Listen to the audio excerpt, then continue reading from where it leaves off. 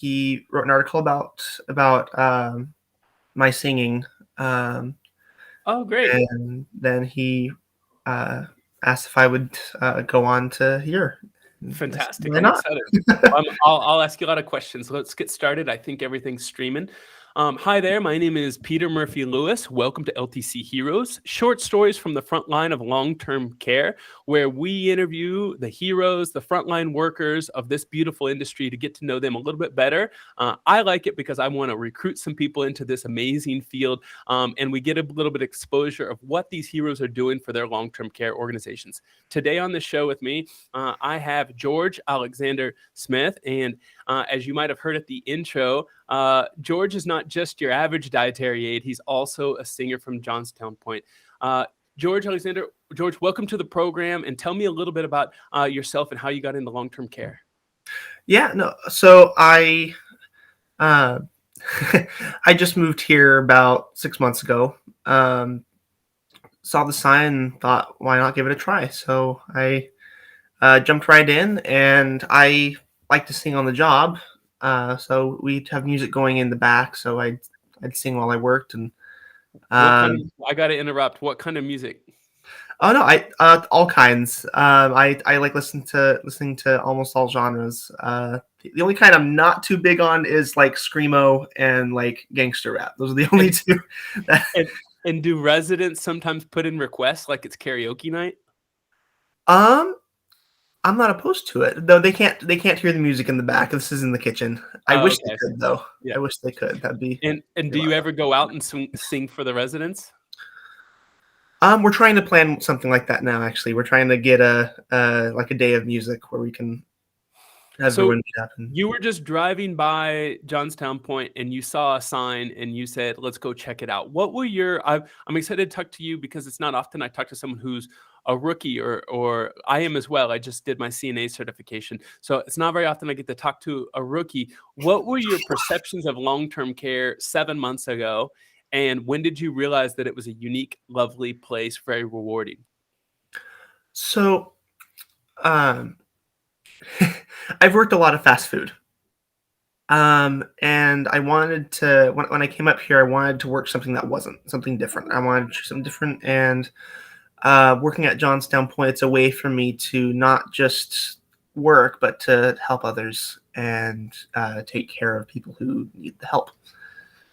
And Uh, had you been in a nursing home before in your life, or was that your first time? the closest thing I used to work at a company called Chrysalis in Utah, and they took care of mentally handicapped. So bit different, but it's another caretaking thing. But so that was the closest experience I've had to working here, was working with mentally handicapped people. And do you have any unique stories in your first year in long-term care that stand out to you? Like, oh man, this interaction with this resident or with this staff or with this nurse made me realize that this is a special place. Yeah, there is a there's an old man named Miner at our facility. He has some trouble speaking, but we sat down and he talked to me for an hour about how he worked on aircraft carriers. He was in the Navy, and he was a repairman on all their ships, and it was a very cool experience to just sit there and listen to their experiences and listen to them reminisce about things they've done in the past.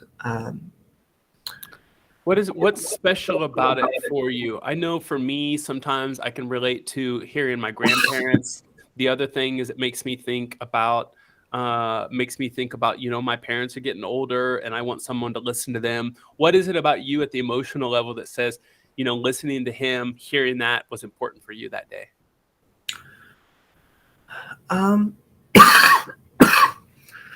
I said, people have trouble understanding him. He a lot of his words are very slurred, but him being able to explain it made him happy to be able to just talk and have someone sit there and listen long enough to understand what he was trying to say. So it sounds like, I don't want to put words in your mouth, but please correct me. It sounds like what was fulfilling for you is that you were able to show love and appreciation by being present for him. Is that pretty accurate? Yep, by just being there and listening Yeah. and working out enough to understand. Any funny stories in your first 6 months in long-term care that stand out? Any moment of you singing a funny song and making a mistake, or someone else joining in with you? Or I know that you got a nickname at the long-term care facility as well. Yeah, there is. Sorry. Yeah, there's one table during lunch, and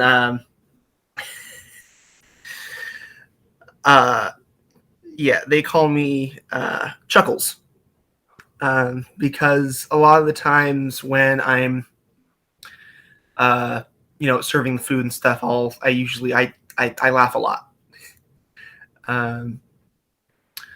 So they call me Chuckles, and there's one lady who the running joke is that she always wants a beer. Huh. So we'll make a joke that the closest thing we got is coffee or something like that as we go, but the running joke is she always wants a beer. George, so you mentioned at the beginning that you've worked in a lot of fast food. Right now, I'm sure you're aware, long-term care has a staffing shortage and a staffing crisis, and there's just not enough CNAs. There's just not enough nurses. The work has been really hard for 2 years because of COVID. Some people are going to work in fast food. You did the opposite.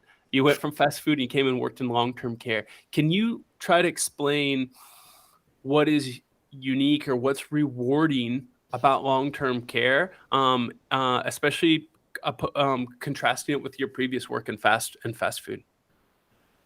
Knowing that what you do is helping other people. When you're working with fast food, you're just sitting there making food. You're flipping burgers. You're cooking fries, putting everything in bags, and handing them out the door. You don't really interact with people as much. Working in jobs like this, you get to meet people. You get to know them. You get to try and make them happy with how you go about your work. Sometimes just smiling is enough to change them from being unhappy and grumpy to cheerful again. I can tell that your energy is unique and high, and you seem like a very optimistic person. Nonetheless, I'm guessing that there's somebody that you've run across in long-term care in your work that's inspired you and said, oh, like, this is a place for me. There's people in here who care. Is there any mentor or coworker that you're like, oh, this person's the epitome of who should be working in long-term care, and I'm glad I met them? Let's see. That'd probably be Cindy. She's the head of our kitchen. She's been working in it for quite a few years now. But she's still, huh? What's special about Cindy? Well, every week she's the head of the kitchen. She goes out to all the people to make sure that their menus are set and ready, to make sure that they get what they want to eat. And she'll sit there and talk to each one individually as they're doing it, not just with the menu, but to get to know each and every one of them as she goes about. I'm sure in your community and your social network, you have a couple friends who are either looking for jobs right now or talking about how they really dislike their current job. What would you tell to them about long-term care and why they should give it a shot like you have? I tell them that you definitely get your hours in. You'd have the chance to not just work, but to help people that need it. We know we need the help. For sure. That you'll be able to work in something that'll leave you feeling like you did something at the end of the day. Yeah. George, before we wrap up, I want to give a moment, stop for a moment and pause to thank our sponsor, Experience Care.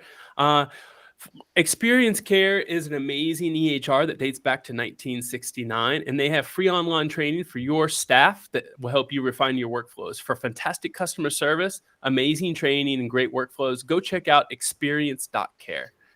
George, I want to thank you for joining the show, but I want to sign off by asking you, how much longer you think you're going to stay in long-term care, and tell me about what you're hoping you can do with your voice. I know that you're a little bit under the weather right now, so I'm not going to put you on the spot and ask you to sing. But what do you hope you can do with your voice, and what you can do in the kitchen and long-term care in the future?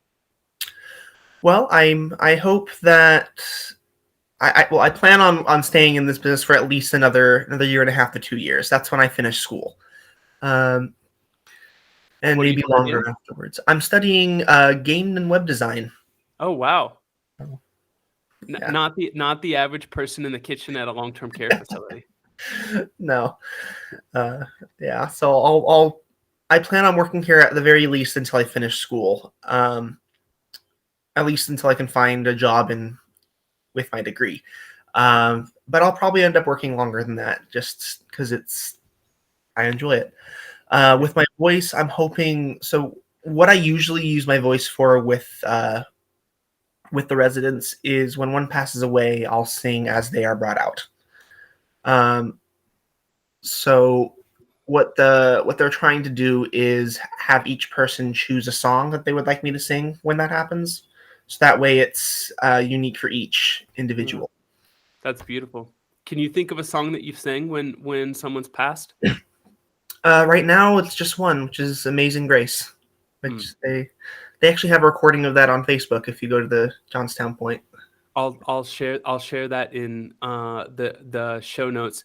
When the first time you sang that at your facility, what was the reaction of either the residents or the staff? Tears. It was the first time I did it. There was about 20 family members, and the staff lined up along the hallways for us to walk through. This was my second week working, and they heard that I could sing, so they grabbed me and say, "Hey, would you sing Amazing Grace?" I responded, "Why not?" So they had me sing, and